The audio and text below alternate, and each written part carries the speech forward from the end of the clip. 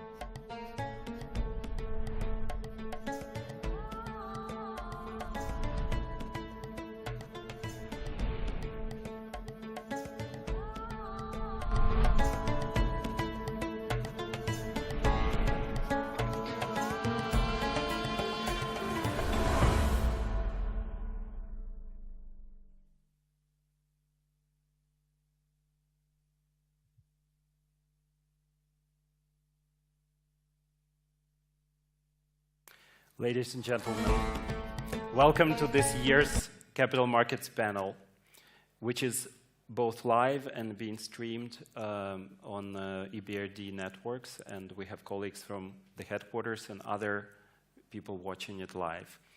I will be moderating the panel. My name is Alex Pivovarsky, and I'm the head of our Capital Markets Development team. Unfortunately, Katie Martin of Financial Times, who was not able to travel to Morocco, but we decided to swap roles, and so she will actually be with us as a participant, as she's very critical for capital markets discussions in our view. At the EBRD, we care a lot about development of capital financial markets, and in our countries of operations and more internationally. I have a special team dedicated to this topic, advancing the topics of in many areas, including infrastructure, policy reforms, product development, etc. In our team, we believe that capital and financial markets can contribute to global and national efforts that go beyond finance alone, but such efforts as building greener, more sustainable, inclusive, and innovative economies. The European Union has played a leading role in this area.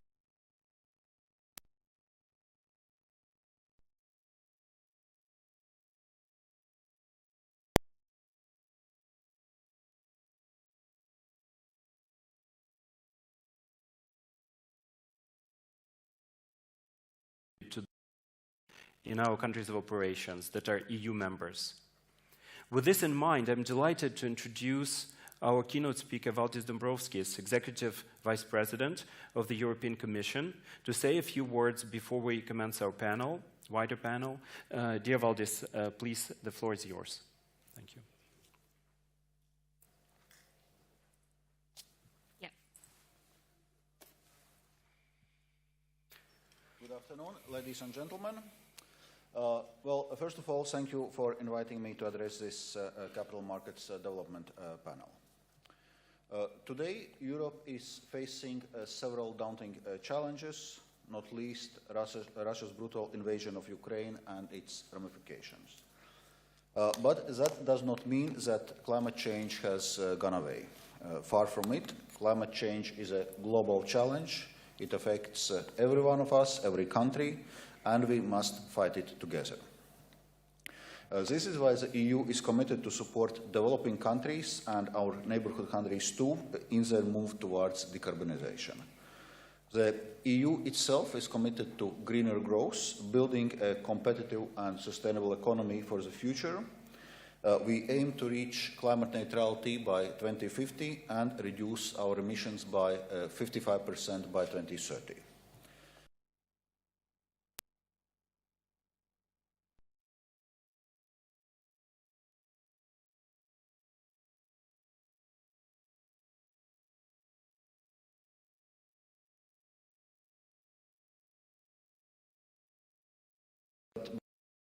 long-term action required is not cheap for any country and certainly not for developing and emerging countries. It calls for a great deal of investment, and we must be careful to maximize its impact. In Europe, we are dedicating a great deal of public money to support sustainable investments, but that will not be enough. For the scale required to achieve our goals, we need to increase private investments into sustainability and generate private finance. So we must rely on private sector. And this is where capital markets come into their own. Deep and integrated capital markets will help us to meet this investment challenge. They will enable investors to fund the transition to low-carbon economy, paving the way to sustainable growth and a cleaner planet. The EU has come a long way in building a true capital markets union, but we are not quite there yet. We are still tackling major hurdles to fully integrated capital markets, such as aligning insolvency rules across our member states. Pioneering initiatives such as the Pan-Baltic Capital Market, where the EBRD played an instrumental role, are already pointing in the right direction. This kind of successful regional cooperation will allow for a more productive and innovative use of private capital to provide more financing opportunities. I hope this could be an example to replicate outside the EU as well. Ladies and gentlemen, Europe was among the first to focus on sustainable finance. We started by looking at how to reform and refocus financial system to raise a large amount of investment needed to cut emissions to the extent necessary. In fact, we were the first jurisdiction to pass hard law to incentivize capital flows to green and sustainable projects. We designed the world's first classification system for environmentally sustainable economic activities, taxonomy. This is one of several innovative instruments for sustainable finance that the EU can offer to the world. It has great potential for international climate finance, for directing more private investments into green projects, including in developing countries. The taxonomy system helps investors to channel funds into projects that make a real difference and indeed help to fight climate change. It aims to protect private investors from greenwashing and help companies to become more climate friendly. We also created rules for how financial market participants should disclose information on the sustainability of their investments to their clients. And we created financial benchmarks and indices for sustainable investments. We proposed improving the way that companies report on how their activities affect people and environment, using common reporting standards to facilitate disclosures and comparability of information. It all will provide a strong signal to investors and allows them to make informed decisions. Sharing information on sustainability will increasingly become a fact of business life. Then we proposed an EU green bond standard to help scale up environmental ambitions of the green bond market. And we will look at other areas of finance where action may be required, such as ESG ratings and green mortgages. In all, the EU's sustainable finance agenda makes sure that private investments are key for meeting our climate goals. Some EU initiatives we hope may inspire other countries too. I am pleased to see that other countries outside Europe are pursuing similar goals on sustainable finance, such as developing taxonomy systems, disclosure and reporting rules, labels and standards. We are more than happy to share our experience in this area and to learn from others too. We will work with all like-minded partners to make sure that our international work in this area is coherent and ambitious. The International Platform on Sustainable Finance is a good example of a voluntary form of global cooperation on sustainable investments and finance. We want Europe to lead by example and promote standards for sustainable growth across the globe. Here, as a leading climate finance investor, the EBRD can help a great deal, particularly when engaging with non-EU countries and other multilateral development banks. This is particularly the case where market failures and suboptimal investment solutions are more significant. The bank already works in some of the world's most fossil fuel dependent countries and supports them in planning and carrying their transition to the low carbon economy. Its geographical outreach, strong expertise in sustainable financing, its commitment to promoting environmentally and socially sound development will be very valuable here. For the EU itself, the European Commission relies on the EBRD for meeting the policy objectives of the Green Deal and just transition. The Green Deal can also help to unlock untapped potential for the EBRD's engagements in the EU countries of operation. Ladies and gentlemen, I began by stressing the EU's commitment to the green transition and turning climate neutral. In fact, given how dramatically the geopolitical situation has changed in the last 2 months, the green transition has become more relevant than ever. Russia's invasion of Ukraine makes our transition towards a green and resilient economy even stronger and more urgent. It demonstrates the world the limits of relying on one energy supplier, especially on fossil fuels. The EU intends to end its reliance on Russian energy as soon as possible. Accelerating green transition and promoting renewables will help us to move to a more reliable, secure and sustainable energy supply. And for that, we need sustainable finance. In fact, we all need, no country can afford to sit aside when it comes to the climate change. Thank you, and I wish you a very successful panel.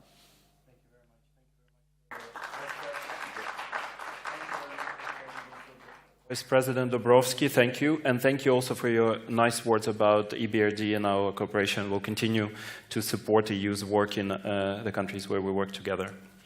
Now, let us turn to our panel. Most of our panelists, almost surprisingly, are actually here with us in the room, in person. We have only one person online. And we did have some last-minute changes, which I will tell you about in a minute. But first, we have Andrej Kusvek, who is president and CEO of the Nordic Investment Bank, and who previously occupied my role at the EBRD as Director of Capital Markets Development. He was the first founding director of this team, but he did many other things at the EBRD. We are delighted to have Liz Bronder, who is Managing Director for Global Sustainable Finance at Bank of America and Head of Development Finance Advisory Global Sustainable Finance Group in the Global Financial Finance Group. Liz previously worked at IFC in another partner institution, so thank you for joining us today. We also have Alice Usanasi, who is Vice President and Acting Head of Country Relations at the Africa Finance Corporation, a new institution to EBRD, so we're delighted to have you as our guest. And turning to, and we have, we were going to have Katarina Maternova, who unfortunately couldn't make it today, but we are glad to have Fulvio Capurso, who leads the work on designing instruments to help support private financial sector development through, let's say, structured and other instruments supported by the EU. So very good to have you here. And last but not least, we have on the screen, on all the screens that you could see, we have Katie Martin, who is a markets editor at the Financial Times. Unfortunately, Katie couldn't travel to Marrakesh, but she recovered on time for us to join us as a panelist. So very good to have you, Katie, here with us. Finally, we also have an illustrator. Those who were in our panel, who watched our panel last year, you may have seen Josh Knowles and his great work. I believe he is here. We will see him virtually on the screen eventually. Haven't heard any updates on that. So he will, oh, here you are. So we can see his, the beginning of his drawing, and he is already aware of the work we do because last year he did incredible work during the panel. So nice to have Josh back. So finally, I'm expected to mention that there will be translation. So if you haven't yet discovered that, there is a translation to French and into English, but we expect our panel to be all in English language. Finally, before we launch the panel, I need to announce that we will be using Slido. Those of you who were in other panels, it's an app that you need, it's either an app or you can open it through the web by going to slido.com and put in the code, which is 917000. 917000, and then you choose our panel, which is one of the, because in its alphabetical order, it's one of the last. Will sustainable capital markets unlock a quantum leap in emerging economies finance? So I think here's the code also on the screen. And now that after all these introductions, I would like to turn to Andrei. So Andrei, you have your unique experience. So actually you started a bank, or one of the initial banks in post-Soviet Union. You were a banker, practitioner, you ran country offices in EBRD, you ran the capital markets development team. And so based on your experience, what do you think capital markets, this evolution of capital markets towards sustainability, ESG, is something that can help with capital market transition and scaling up capital markets as well in many of our countries where it's still quite illiquid and shallow market? But I also wanted to ask you, and you don't have much time, but can you say something about how IFIs can contribute, and in particular, what in Nordic, is there something from the Nordic-Baltic nexus that we could learn already based on your initial experience in this financial market development area? Thank you very much. And it's great to be here. Great to see this annual meeting now being held in people physically attending. For me, it's the first annual meeting of EBRD where I'm invited as an alumni. And thank you. It feels as great as still working for EBRD, I can tell you. Now, coming to the capital markets and this panel, I think we have a very ambitious panel where we talk about capital market development. We talk about the sustainability angle that now links to any sort of financing, really. And then, of course, emerging markets, which is globally very relevant. And I think maybe focus here in this panel should be really on the EBRD region.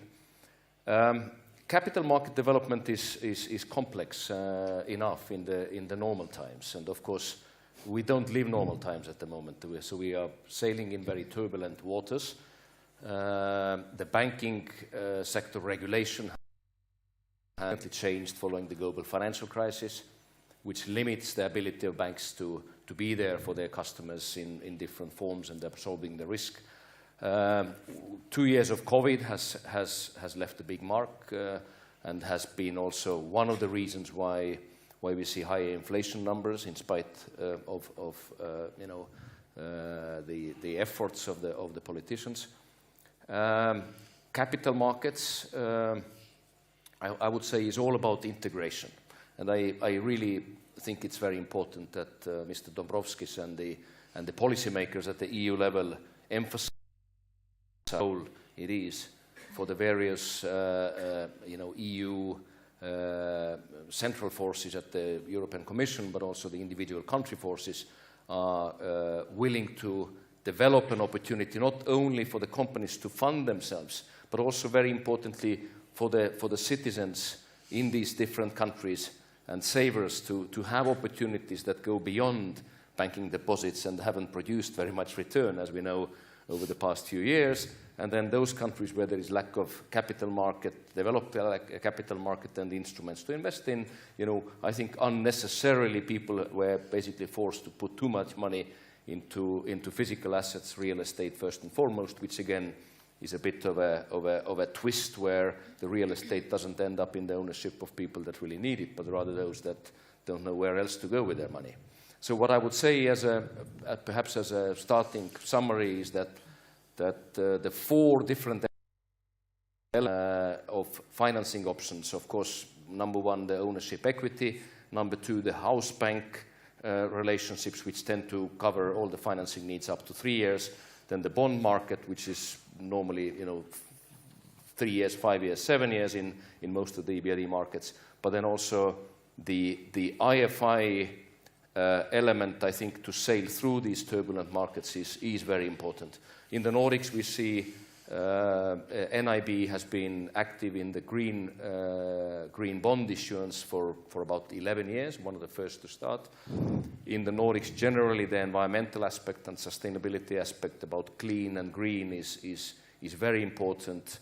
It's almost like the Nordic religion to the taxpayers and electorate eventually.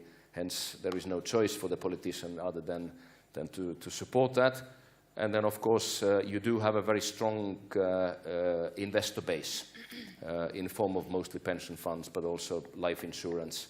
And that is an important element where the local investor base is providing comfort to those that are international.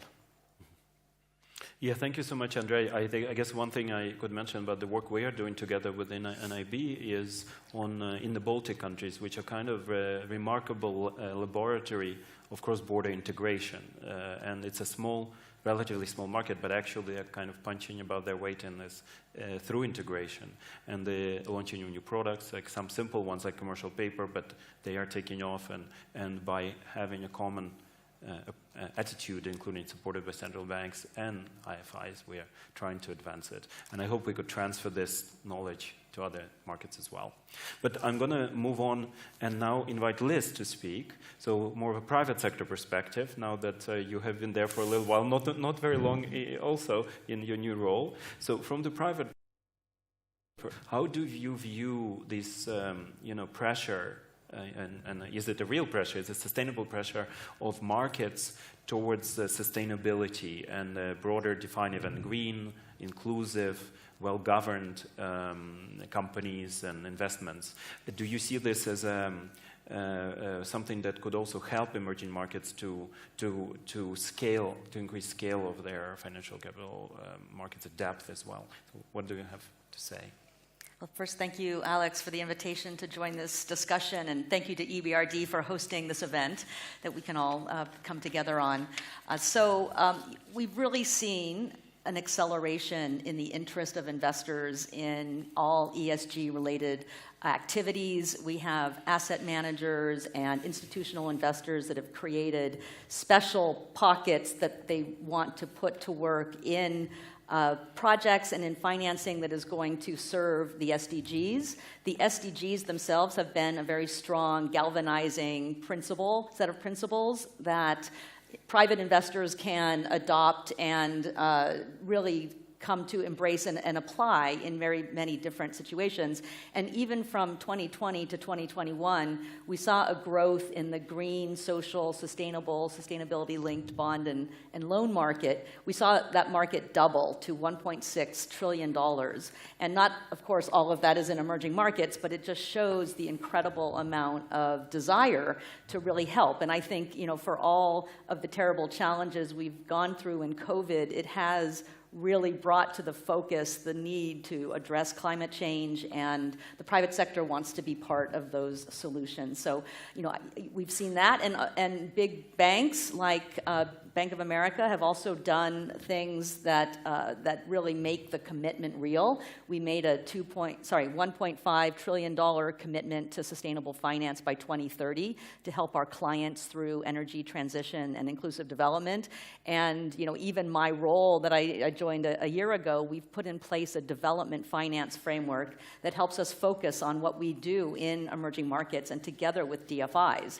So there is this very strong desire to partner with development finance institutions that understand emerging markets much better than private banks do that are not present in all of these markets. And that really adds a lot of comfort to our ability to raise financing and deploy our own capital. Thank you, Liz. I'm going to actually have a quick follow-up question, which was on my list, and that is, now that you've spent a year on the, let's say, private side, are there sort of consistent challenges that you see on the policy side that would be good if authorities paid more attention to, in particular, emerging markets to attract more capital? On the policy side, I mean, what the Vice President mentioned that the EU is doing is really very helpful in terms of setting taxonomies, that the regulators have come in and required standardized types of reporting, because that allows everyone to focus on standard ways of approaching ESG. The challenges are, it's hard to find the data to report in the way some of these definitions are. It's hard to have enough attention to the portfolios to be able to gather the information and really be able to report on the impact. But emerging markets themselves face a lot of challenges because of the smaller size, because of currency. So there are many different challenges in investing in emerging markets where I believe that this partnership with DFIs can be very helpful.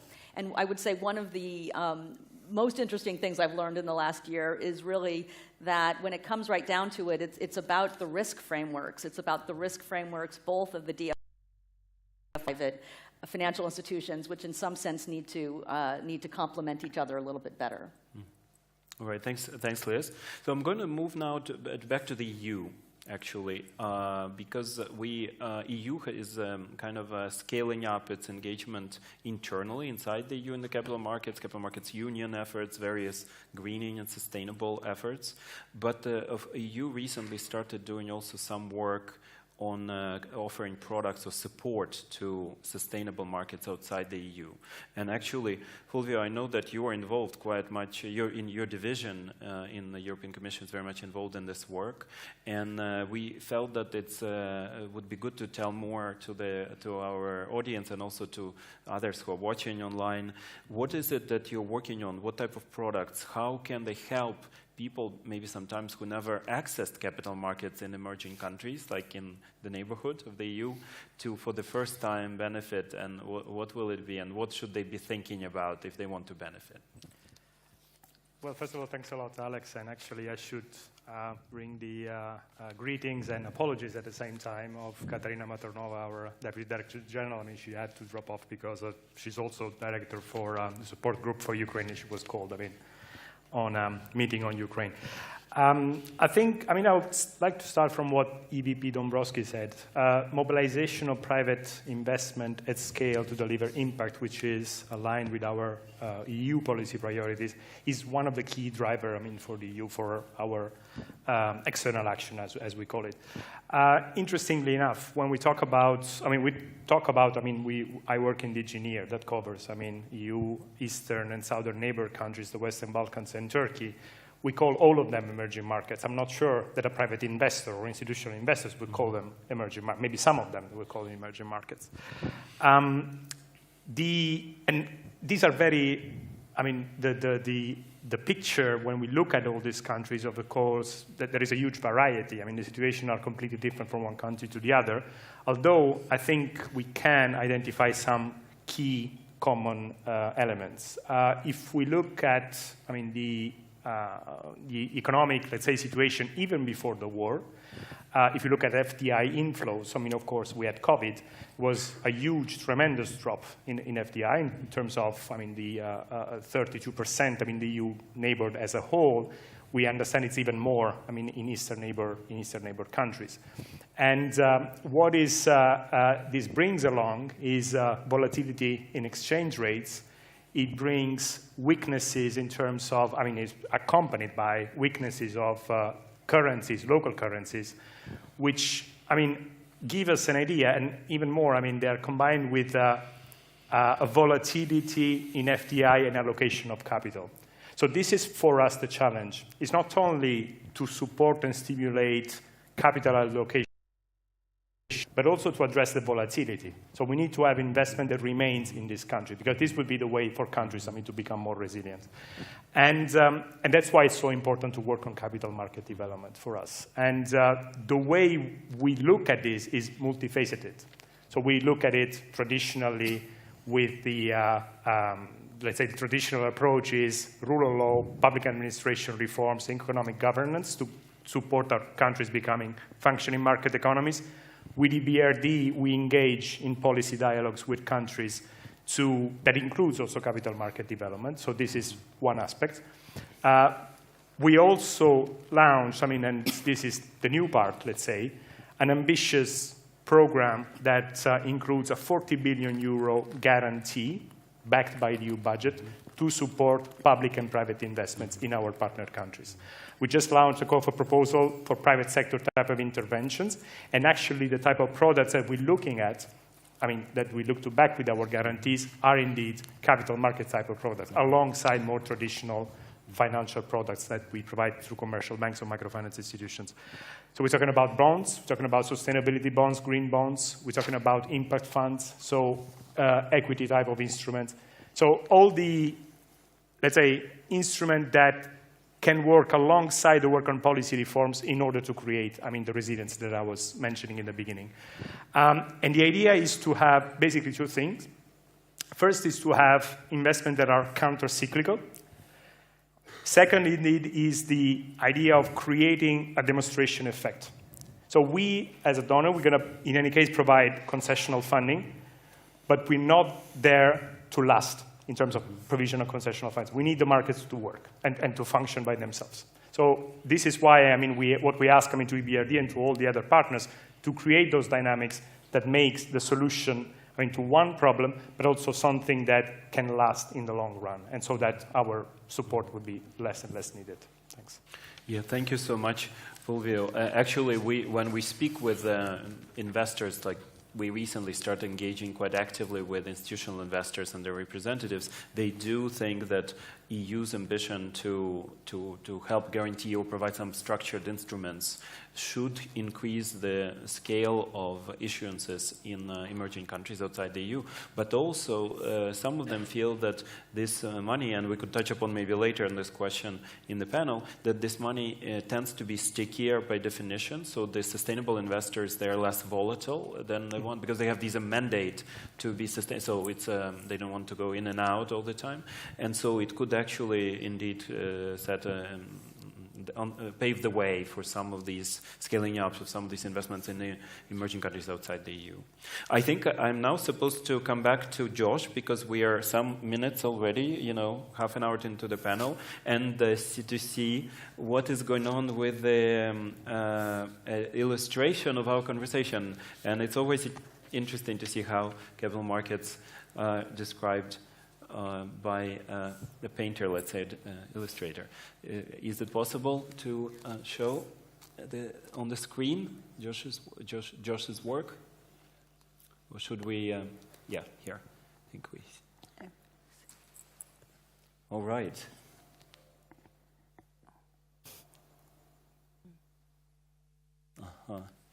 Very good. So, yes, new challenges on the horizon, war in Ukraine, SDGs are important, emerging markets, counter-cyclical, self-sustaining, unlocking, very good. So I think, thank you, Josh, keep working. Let's see where we get towards the end. So now I'm going to turn to Alice. So Alice, you work in a unique institution, from what we understand, it brings together both private and public investors, even in its shareholding structure. Correct. And it focuses on both Sub-Saharan Africa and North Africa. And so we wanted, first of all, to find out what gaps, what are there to close, what gaps to close, but also actually to tell us a bit about what can the other markets learn from the work you're doing? Because we believe that emerging markets outside Africa can learn a lot because of the particular unique focus on Africa, of sustainable investors in Africa. So tell us about your work and what can we learn about.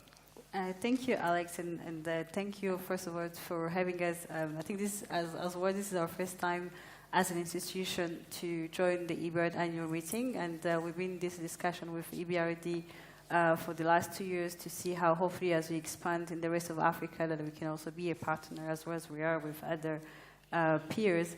I mean, when it comes to AFC, the reason we're created around the financial crisis in 2007-2008, and the reason that African states came together to create an institution like AFC is because at the time, the traditional peers like the African Development Bank or the World Bank, their key focus was really around social sectors. So there was a gap around infrastructure investment and, most importantly, infrastructure development in Africa. So AFC was created to really try and bridge or at least catalyze investment to really bridge the infrastructure deficit across the continent. We do have a Pan-African mandate, but we have grown out of Sub-Saharan Africa. But more recently, we are also, as you mentioned, expanding on the rest of the continent. And from inception, something we put in place, we realized at the time that was a gap, was the lack of bankable projects. Traditionally, our peers at the DFIs, they don't come in at early stage, at the early stage of the project. They don't take early stage risks. EU, for example, historically has always done so, but from a public sector window, not from a private sector window. So what we put in place was to create a project development unit and trying to establish project development as an asset class where private investment can actually also come to, but also institutional investors. So we saw our role, and we keep seeing our role as a way to catalyze more bankable projects, because capital is not an issue when it comes to Africa and the rest of developing countries. Lack of bankable projects is an issue to be able to attract the global funding that is in place. And the reason we made sure that we have a structure, that a shareholding structure that also involves private sector, is so we can have those sectors as part of the institution, so we can bring them along in our transaction. I think Fulvio was mentioning that as EU, as a DFI institution, you're not there to stay. You're there to create a market, prove a case, and make sure there's a continuity. And the private sector is the only vehicle that can actually assure that continuity. So we realize that when it comes to infrastructure financing and development, you need both private sector and private sector to come together to be able to ensure the sustainability of the project. So on the governance structure, we do work as an DFI. We exist by a treaty among country members. But on the shareholding structure, we make sure that we attract institutional investors and private investors as well, because especially with the crisis happening with Ukraine, Africa is going to see even further shortage of funding coming to the continent. If you look at the energy sector, Africa is to about 17% of the population, but 58% of the population doesn't have access to electricity. Meanwhile, only 4% of global power supply investment comes to the continent. With all the resources now being allocated to the crisis in the Ukraine, it's going to even affect more how we transit energy on the continent. I think the US on its own, I think it's there is an approval in the Senate to about like a $30 billion aid package to support Ukraine. That's more than 2/3 of Africa annual requirements for the renewable energy sector. So what at ASU we've been trying to put in place is we need homegrown institutions that are still going to make sure there's a steady development when there is that cyclical phase that Fulvio was talking about. And one of the reasons is also to create domestic capital market that works. In Africa, apart from Sub-Saharan Africa, apart from South Africa and a little bit of Kenya and Nigeria, there's no functioning of capital market. Meanwhile, there's more than $500 billion of pension fund available, but they are not in Africa. They invested in fixed income outside of Africa. So if we manage to create a functioning domestic market where that institutional money that is domestic can actually be channeled through investment, then actually you create the resilience and the long-term sustainability that you're looking for. And that's what we're trying to do at AFC.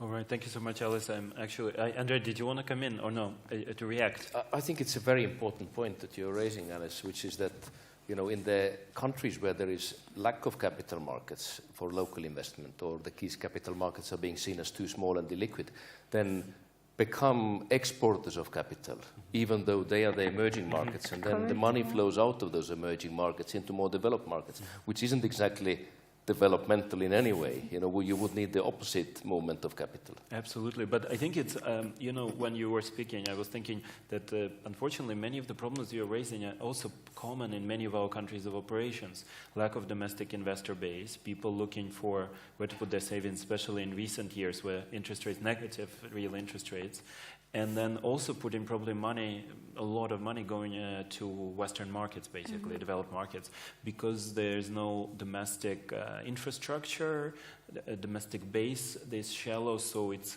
you know, it's hard to, you don't know who this would go to if you invest locally.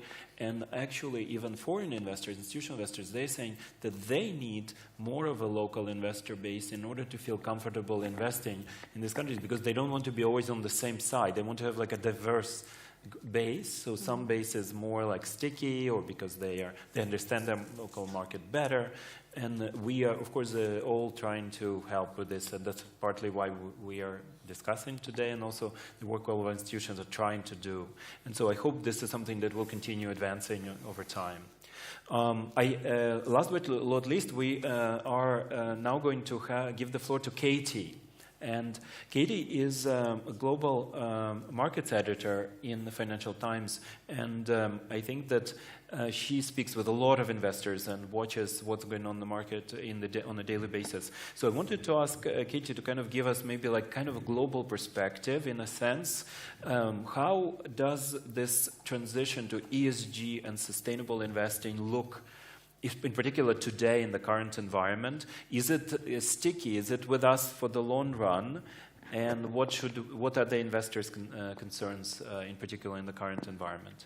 So can we have Katie, please?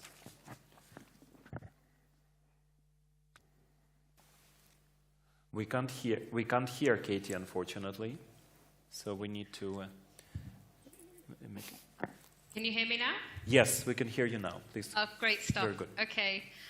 Look, first of all, thanks so much for having me as a panelist on this session. I'm normally on your side of the fence, Alex, so this is quite unusual territory for me. I'm really sorry not to have been able to come to Morocco for this really important event today, but I'm just recovering from my 4th bout of COVID, so I am living proof that if anything is sticky, it's the pandemic. So to crack on with my thoughts on this, I think the key point to emphasize is that the private sector, bankers and investors of all kinds, are almost universally sincere and serious, I think, in their urge to put resources to work in capital markets in support of the public good and to support sustainable finance around the world, you know, very much as we were just hearing from the point of view of Bank of America. I think we can all agree that various banks and asset managers have made a series of mistakes along the way in this process over the past few years. We've seen mislabeling of supposedly sustainable investment vehicles. We've seen some very questionable assets end up in sustainable portfolios. And we've seen a lot of confusion around standards at every stage of the investment process. But I'm nonetheless certain that the focus on sustainability is here to stay. As you say, I speak to a lot of investors all the time, and investors of all kinds, whether they're in private equity or pension funds or insurance companies or hedge funds, they've all got some sort of sustainability element to their investment process now. This process has changed over time. It's changing very rapidly now, but in whatever form, it's not going away, and it's, if anything, getting more urgent this year, given the obvious events in Ukraine. The urge to move to greener forms of energy and transport is becoming increasingly urgent. And I would say that capital to be quite nimble in this regard over recent years. So when COVID initially broke out, we saw a series of COVID-related bonds suddenly hit the market. We had tens and hundreds of billions of dollars that were suddenly poured into COVID coping strategies around the world. And I wouldn't be at all surprised to see now emerging markets and developed countries issue food security bonds or energy transition acceleration bonds to meet the very immediate needs that we can see now. So the question at hand in this session is whether this could be transformative for the finances of emerging markets. And I would say that there is clearly a very large pot of private sector money out there looking for sustainable homes, and emerging markets governments and companies should continue to be proactive in making sure they meet the criteria to take advantage of that. I think using advice from the official sector, from bodies like the EBRD, and working with banks and investors directly could really help borrowers to secure financing at more favourable rates. It just strikes me as good financial sense. I mean, in simple terms, if borrowers can demonstrate sustainability credentials, then they might be able to fund themselves at cheaper rates. The somewhat darker cloud here is that emerging markets, and well, the market environment more generally, has shifted very significantly since the US Federal Reserve started raising interest rates, and emerging market assets in particular have been falling in value. What's more, inflation has taken root forcefully in many parts of the world, and it's really hard to see how a shift to greener energy can be achieved without firing up that inflation still further. I think we can all agree that the world needs much higher carbon taxes, higher carbon prices to incentivize shifts in corporate and consumer behavior, to see how that can be passed on to the general population. I think the upheaval that we've seen in Sri Lanka this year is probably just the first example of how commodity and energy price inflation can have really serious consequences financially, socially, and politically. But I think if governments are clear in their purpose here, and if they are skilled at explaining important shifts in their energy needs to their populations and to borrowers, then they could be in a sweet spot. I think riskier corporate borrowers do have challenges in finding the resources they need to demonstrate they have the standards that global finance demands in this area, but that's not necessarily specific to emerging markets. It applies everywhere. The bigger challenge is being able to articulate clear goals, particularly around needing funds to transition from unsustainable to sustainable practices. And if this is done right, it could cut borrowing costs at a time when every penny, every euro really counts. The cost of a green transition is high, and it's getting higher, but the cost of failure to address this issue remains much higher. And I think the private sector funding and willingness is there among borrowers to help deal with this issue.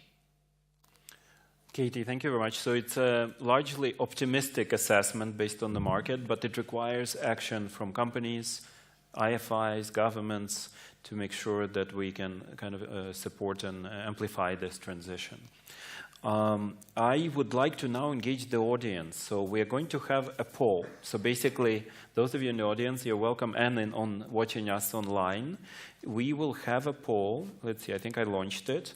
And it basically addresses implicitly the question that we are trying to raise here. And that is, what in the panel, what are the main challenges to developing sustainable capital markets in emerging economies? And in our team at the EBRD, we have raised this question internally because people work with the stakeholders and markets all the time, and they identified a few answers, potential answers, such as gaps in local regulatory frameworks, or investor risk aversion, or issuers to meet market requirements, so literally capacity of companies who for the first time may be issuing paper. Shallow local investor base, as we discussed, lack of globally accepted standards, ESG standards, or other. So if you could log in and vote, and we will see if, how our audience feels about this question.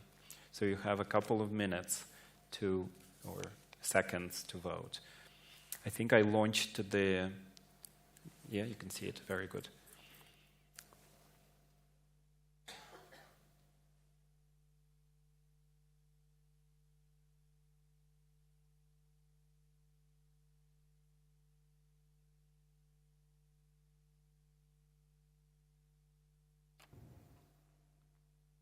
All right, so at the moment, the winning reason is gaps in local regulatory frameworks, which means more work for institutions like ours and teams like ours to do.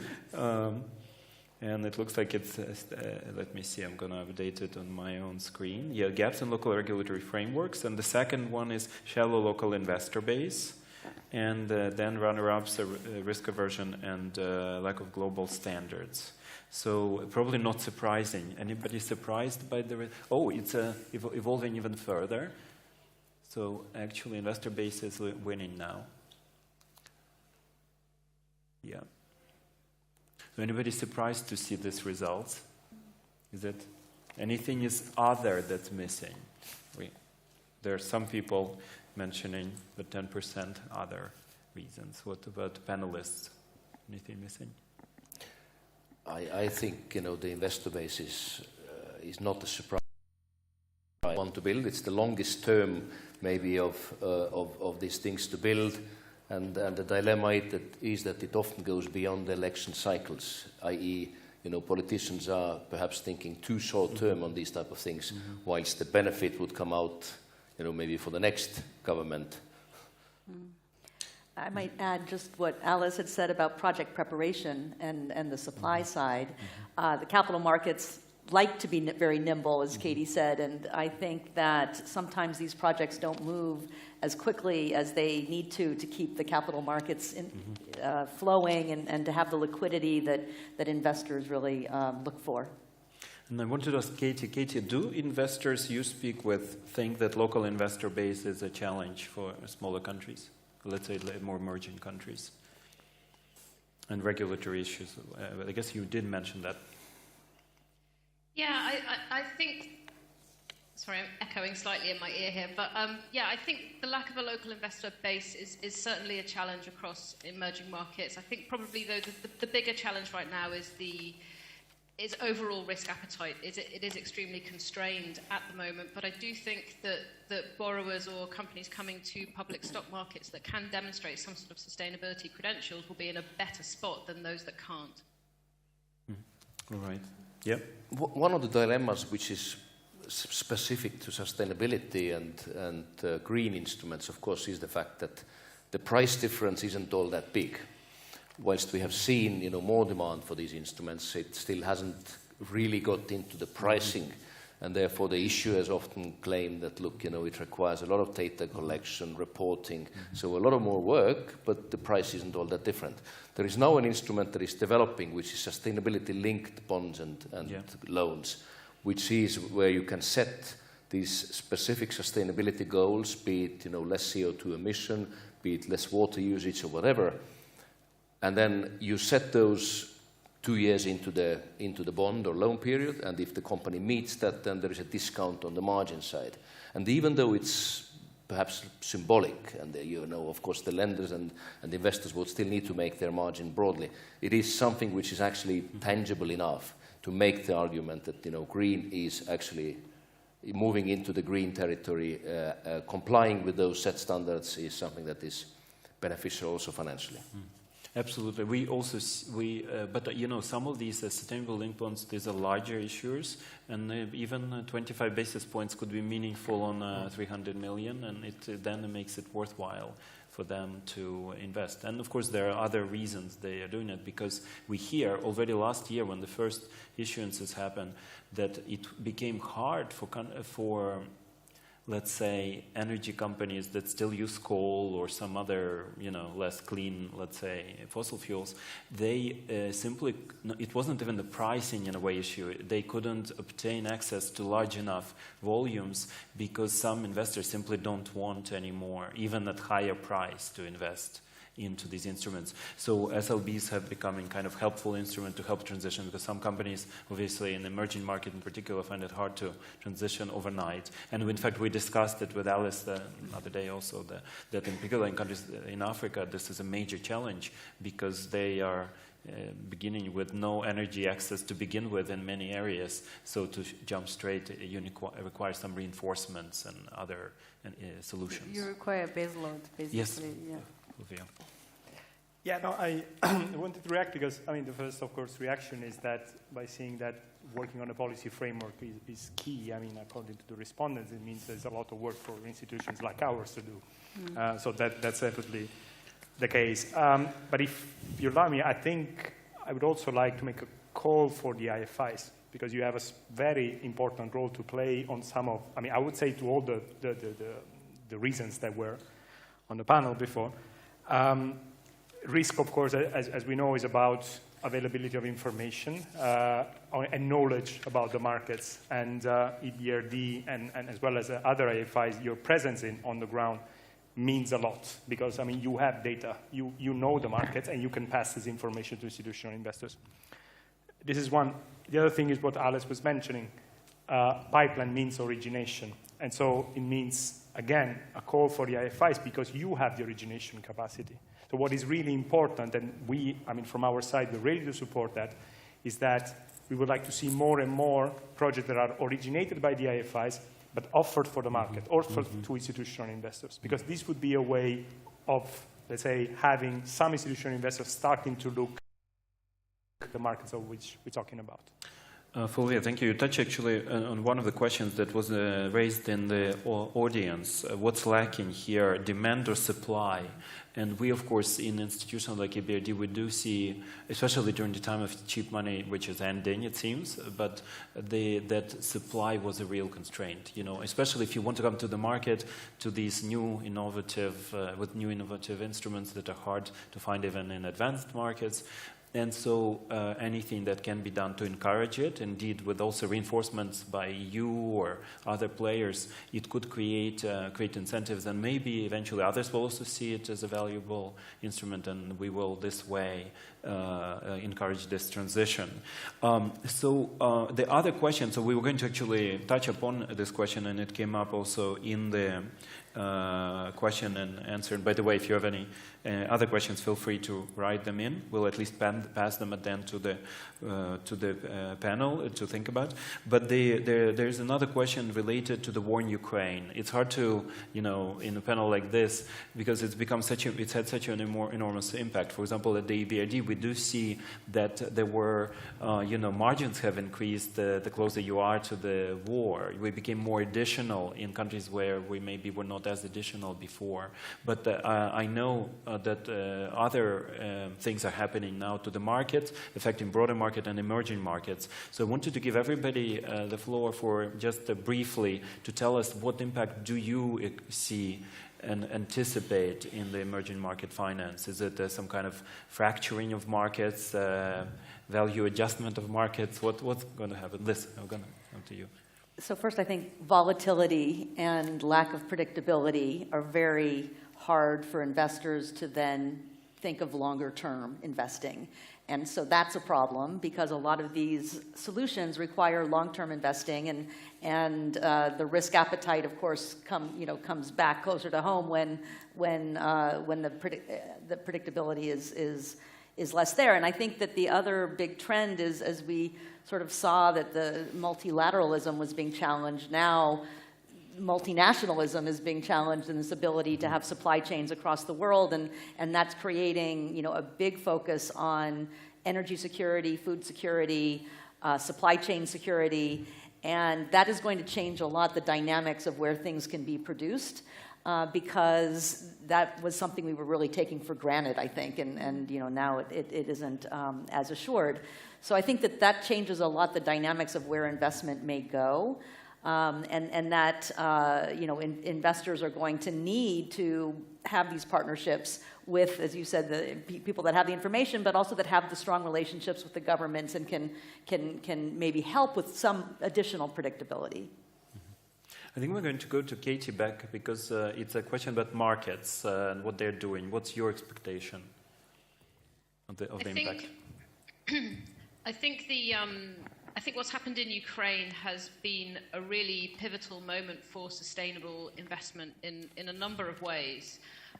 One of them is that Western companies did not wait to be told to leave Russia by their respective governments. They did it themselves, perhaps in the knowledge that they would be judged harshly by sustainable stakeholders if they didn't. So you could argue that this is sustainable stakeholder capitalism at work.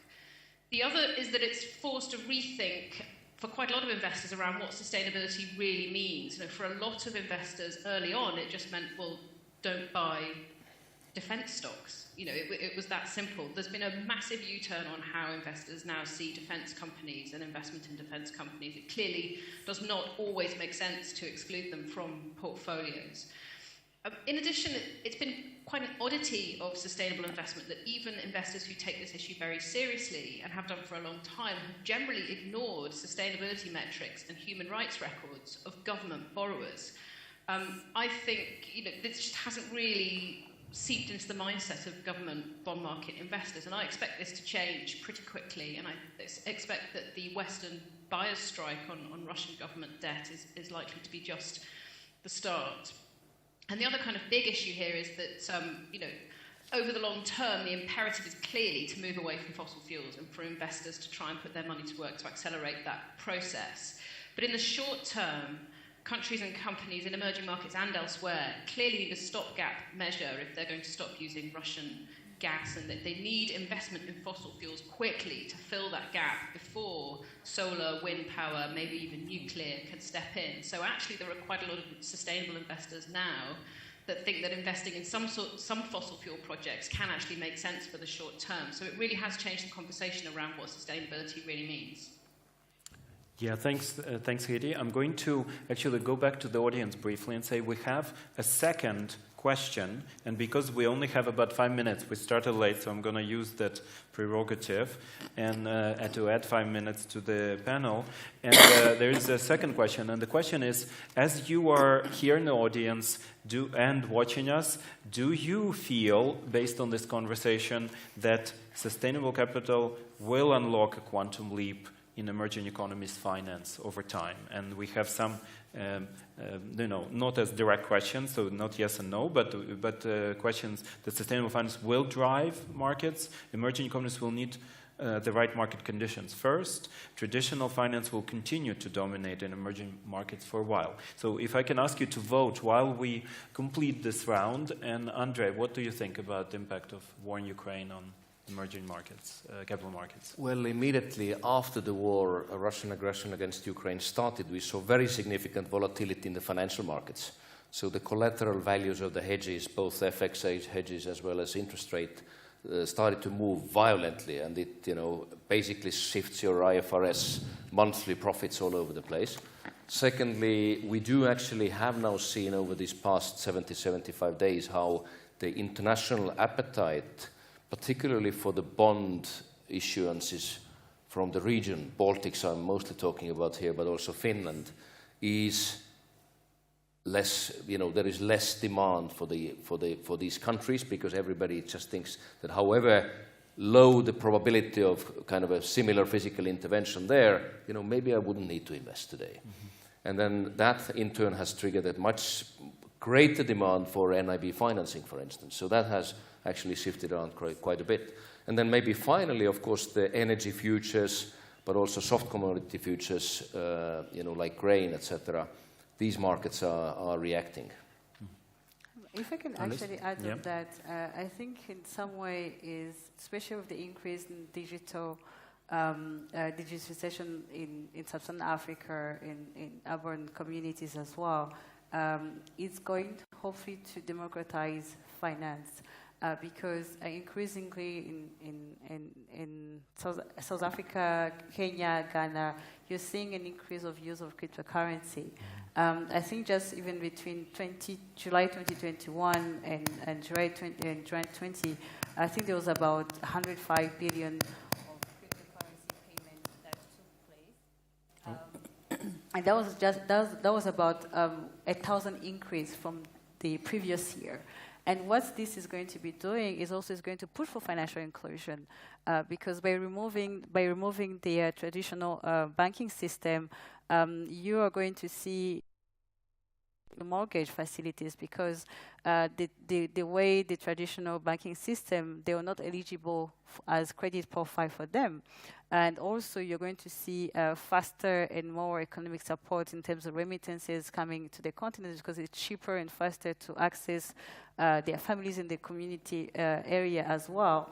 And in terms of equality as well, if I use Nigeria as an example, they launched e-Naira in 2021, and one of the key reasons was really around financial inclusion, because there is about 40 million people who are financially excluded, and 59% of those people are women, which again increased the gap among the gender community.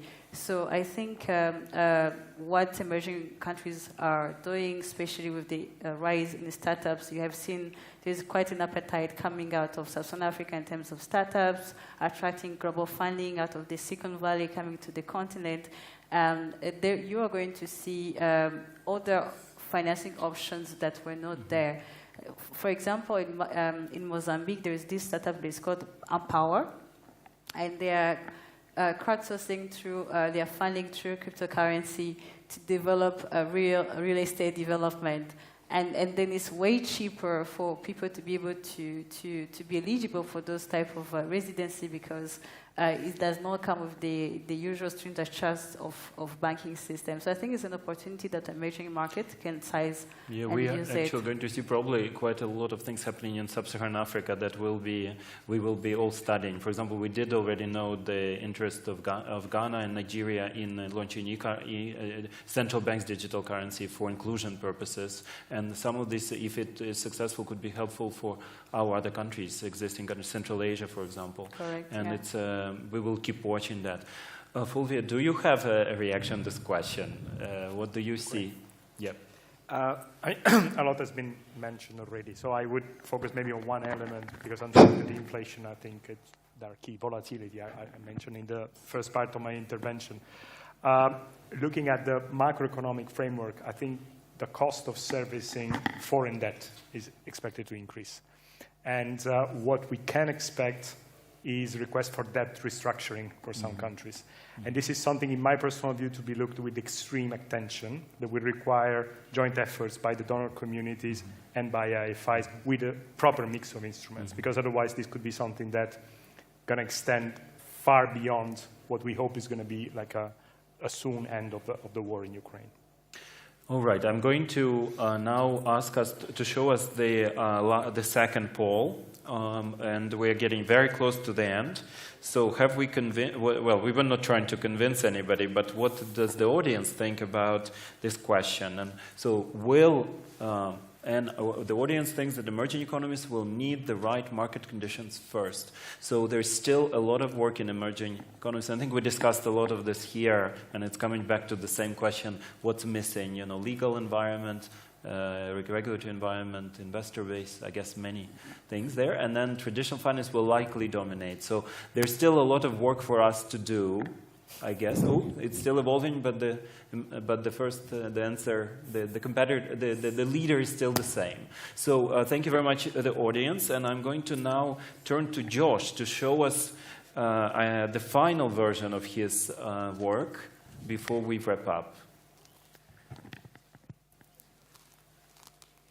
All right. So SDGs. Now we will move to new instruments and tools that we're trying to launch. Emerging green markets. We need stickier investments, more risk appetite. Yes, very good. ESGs, the effects of COVID, sweet spot. And of course, Ukraine, it kind of started with Ukraine, even though we discussed the impact towards the end of the panel. Thank you, Josh, very much for your work. We will look forward to getting the final version, and in our team we'll use it for the next year as an example, as a reminder of what it is we're there for. So, and now the time has come to say thank you to all the panel and to everybody who is here in the audience and also physically with us. It's remarkable that we were able to pull it off and all come together physically, except for Katie. Thank you very much for joining, and good you're feeling better already. All right, thank you very much, everybody. Have a good day. Thank you. Thank you.